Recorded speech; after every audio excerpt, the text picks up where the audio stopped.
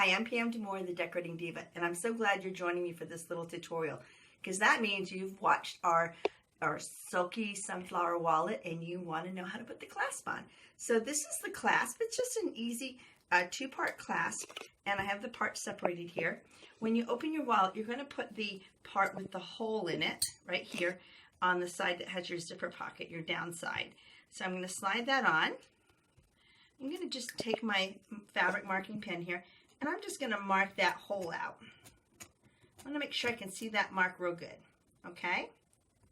So once I get that mark marked, I'm going to tell you two things that are the common rookie mistakes.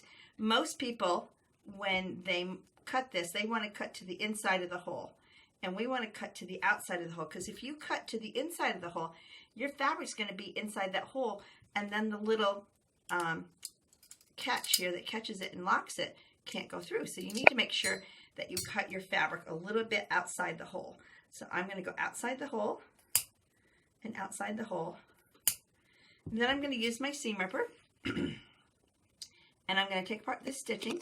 You want to serge or zigzag the edges so that your frame, your wallet goes into your frame nice and neat, but we need to take out that little bit of stitching.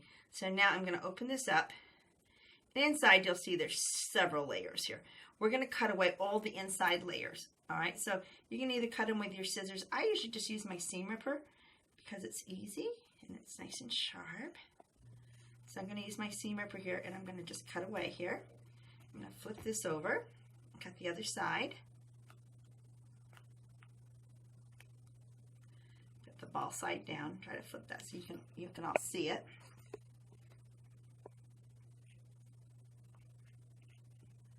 Then I'm just going to peel away some of the stabilizer that's on my cuddle suede here, just to make that a little thinner. There's a little bit of stabilizer there. We're going to cut away just a little bit here. If we can, it's sticking pretty good. Just going to cut away a little bit of stabilizer just to make it easier to fold those edges in. If you can't get that stabilizer, it's not a deal breaker. I'm just going to peel that away. There we go. And there's some fuzzy stuff happening right here, so I'm just going to take my scissors and cut away that fuzzy stuff. Now we're going to just tuck these edges inside. So all those outside edges get tucked inside. I don't cut those outside edges off. I want a nice finished edge there. I'm very particular about that. So I'm going to cut those off. And we're going to take the glue gun, and I'm going to put just a little bit of glue in there. Just enough to hold it. Okay? And that holds it in place. The next step is my iron closer. I'm going to take my iron and I'm going to heat up this frame. And I'm going to heat it so hot that it's going to be hard to hang on to. And while I'm doing that, I'm going to just grab something so that when I do have it, I'm not going to burn my fingers. Now you might be saying to yourself, why is she heating that frame up? Well, if you put hot glue into cold metal, it's going to harden immediately. So we want that frame nice and hot so that when we put hot glue inside, it's going to hold it in place.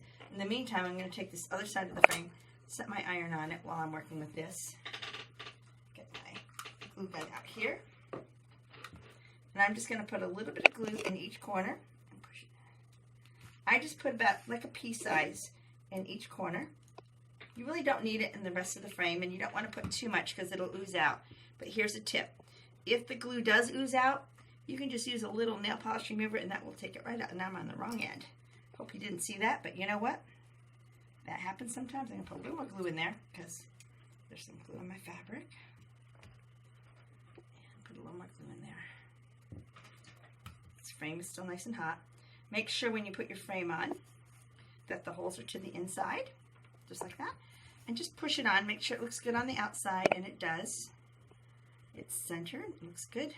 We're going to let that set just for a minute. Get up the other end of the frame. While that's heating up, I'm just going to pick off a little extra thread here. Okay. And then we're going to add this. Glue gun.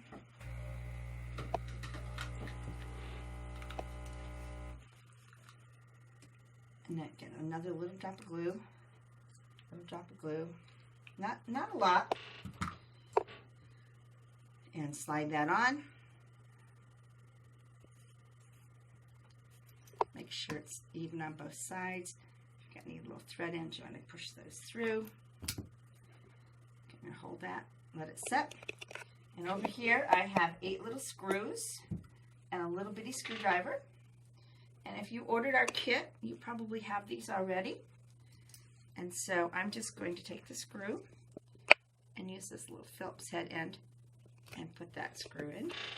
Here's a couple little tips. If these screws usually don't tighten right down, and honestly they're more decorative than anything else because the glue is what holds it on the frame. When you're putting your screws in, you just want them flush. If you think they're too loose, just put a little glue in there. The screws are merely decorative, so you don't need to worry about them being in nice and tight. You just want them to be nice and flush. So if the hole's too tight, I just use a little flat screwdriver and I just work the hole bigger. So you're gonna put all your screws in. So once you get this all done, you're just ready to use your new wallet.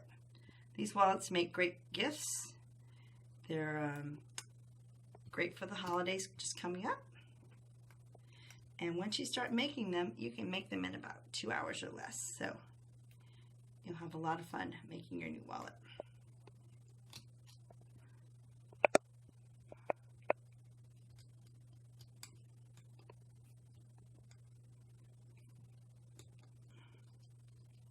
I'm gonna make sure they're flush.